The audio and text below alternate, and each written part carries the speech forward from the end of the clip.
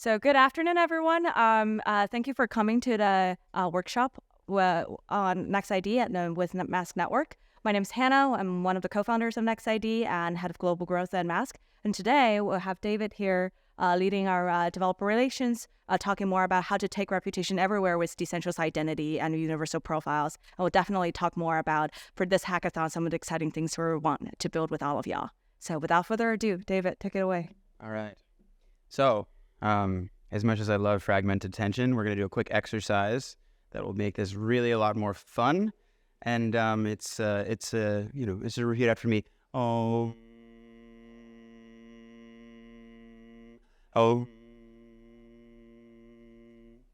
Good. Now that I have your attention, we are taking reputation anywhere and everywhere. We have cool pictures to tell you who we are, because just in case we're faking our identities, you need to know that at least we are cool. So there we are. We're going to jump straight in and cover a quick context of what has identity been in the past, what is it today, and where is it going in the future, and why does all the stuff that we do really, really matter in a deeply important way for that. Traditionally, identity looks like credentials that allow us to do things like get mortgages or go to bars. They come from a central issuer, and they're super, super useful and powerful for us. But today, the world is transitioning bit by bit and slowly and all at once from analog to digital. And so we see that represented in a few metrics. 8% more time year over year has been spent every year for the last 20 years online. So we start to think like we have these really useful identities for the analog world that go with us when we go to a new place. But how does that look online? How do we have the identities that we can control and identities that we can take with us to different parts of the internet? So a lot of people ask, is a wallet an identity? The answer is actually no. It's an identifier. It's like an email address. It's something that represents, a way that someone can find you. And so what we look at is like, how do we combine identifiers traditionally in Web3, identifiers in Web2, such as Twitter handles and email or, YouTube channels or whatever you want, and all of the data and reputation that you've built. How do we package that into identity that you can bring with you to any place in any ecosystem? And the whole point of all this is our identities today in the real world are sovereign, portable, and relatively secure. But a wallet address doesn't really pass that test because it can't really go outside of a single chain ecosystem usually. So we're going to look at how do we solve that? How do we move forward? It's going to be cool. So we think of identity as a sum of the identifiers of the person that represents who you are. So this would be like, it could be an Ethereum address linked to your Twitter, linked to your Facebook, to some sort of business page that you have. And one of the cool concepts about this is when you have a universal identity graph, when you go to a new place, if you as a dev are like, hey, I wonder if this user has an identity or has a footprint, right?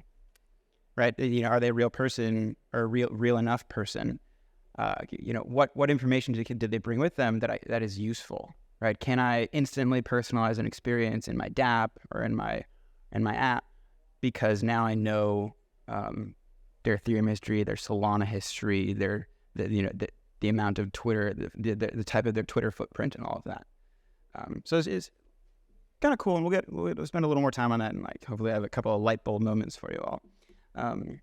But we do this. We bind these identifiers together with something called DIDs. Sometimes, people say, oh, DID, decentralized identifier. Almost. DID is a decentralized, or a decentralized identity. Almost. It's a decentralized identifier. And it actually is something that we call an avatar, but it's a key pair. And a key pair is used to sign proving ownership of your different identifiers to create and knit this identity graph. So you see your avatar is your key pair, and you're signing, you're using signatures to record a record of I own this Ethereum address, I own this Twitter account. And these get stored in a public database on our Weave, or you can get them from us through our APIs. We focus primarily on data that is public. So a lot of times we talk a lot about privacy as a sector. And there is a ton of information that should be below the privacy waterline of the iceberg. Really important. However, there's also a lot of identity and reputation that is above that waterline. And that's most of what we focus on currently today. So public-facing things of what matters about you. We have 3 primary parts of our services.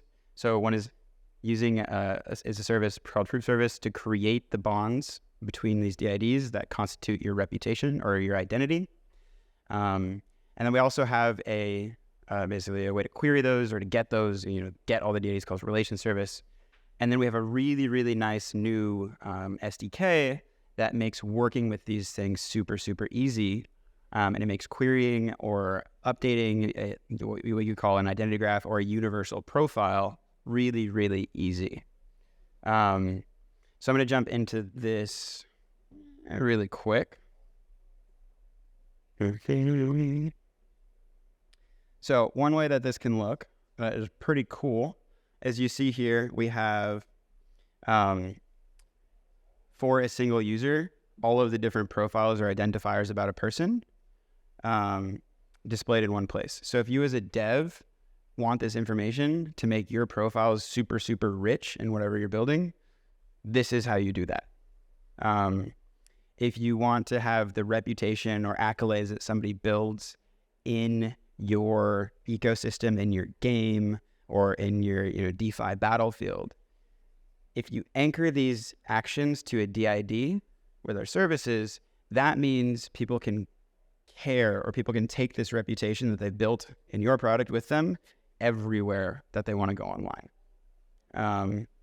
So a little bit of a different paradigm and a little bit more portability than we might be used to ecosystem to ecosystem, but it's that same magic moment that we all felt the first time that we used a DeFi dApp.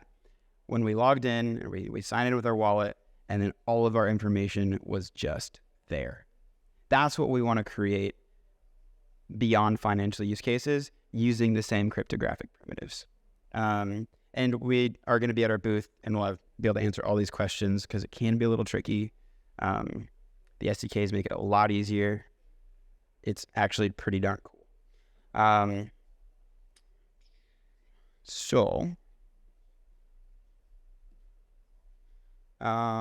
you want to jump in? Cool.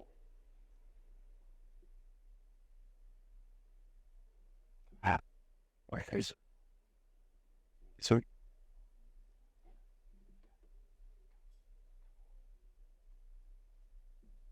you covered this part. You got any APIs? And now Hannah will talk to you a bit about bounties and past winning projects and a little bit about what we're looking for this week. Yes, thank you, David. I'm going to start lowering this microphone because I'm very much buried. Short person.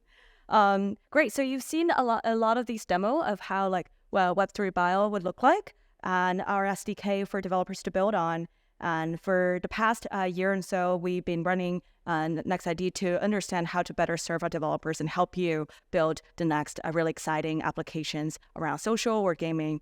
So, I think this is... Do you see it? What?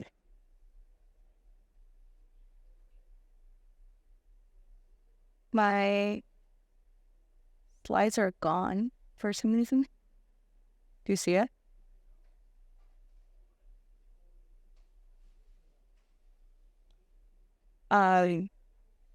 That's okay. I think we can...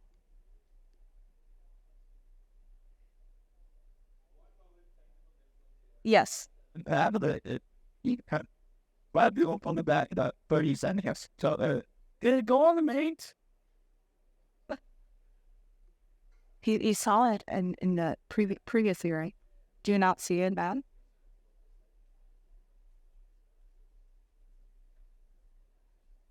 All good. You know what? We can go to ETHGlobal's website. Yeah. And if you want to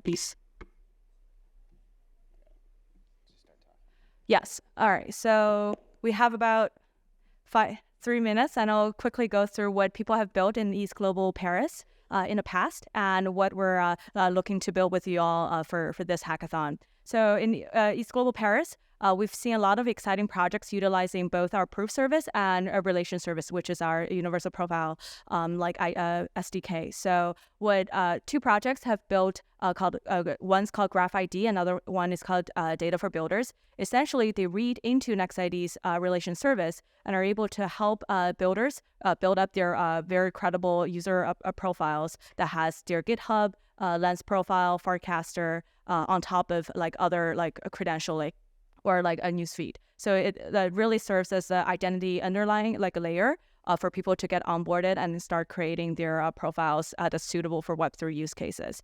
And for proof service, we have actually one project called Builder Garden. They're a crowdsourcing project. Yeah, wow, I'm so big on the screen.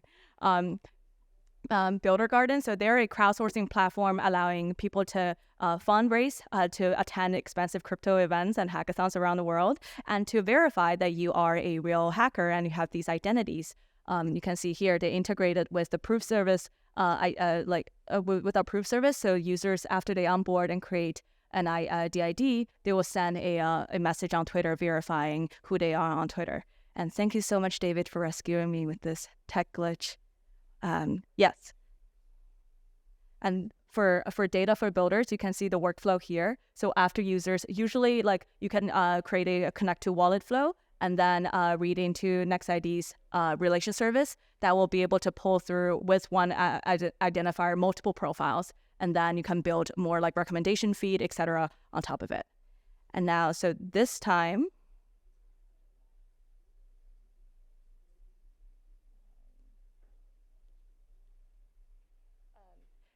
for New York, we're continuing the bounty around building cool applications and use cases around our universal profile SDK and our relation service. So if you want to build applications that allows for a cross-platform search and and recommendations, or developing the next generation analytics, user analytics that helps projects identify where their potential users are the most active. Are they Twitter degens? Are they like opinion leaders on a Forecaster or Lens? You can read into use our universal profiles to build that. And a new one that we're really excited about is a specific identity solution for So this is the visualization of how our identity graph will look like.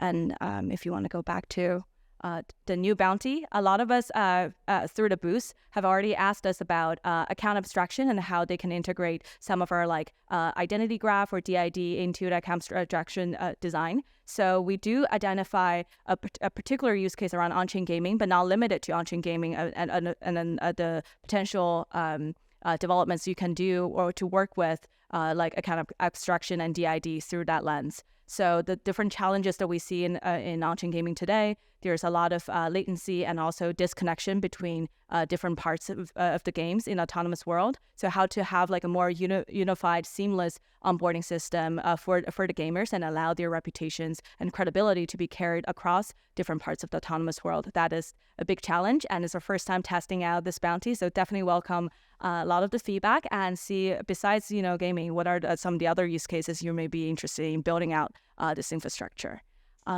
So that will be it. We are right on time, and if you have any questions, we're happy to address it offline here, and also we'll be at the booth the whole day. Scan into our QR code there. We'll have cool swags, and also our dev will be on our office hours for the entirety of today and tomorrow. Thank you so much.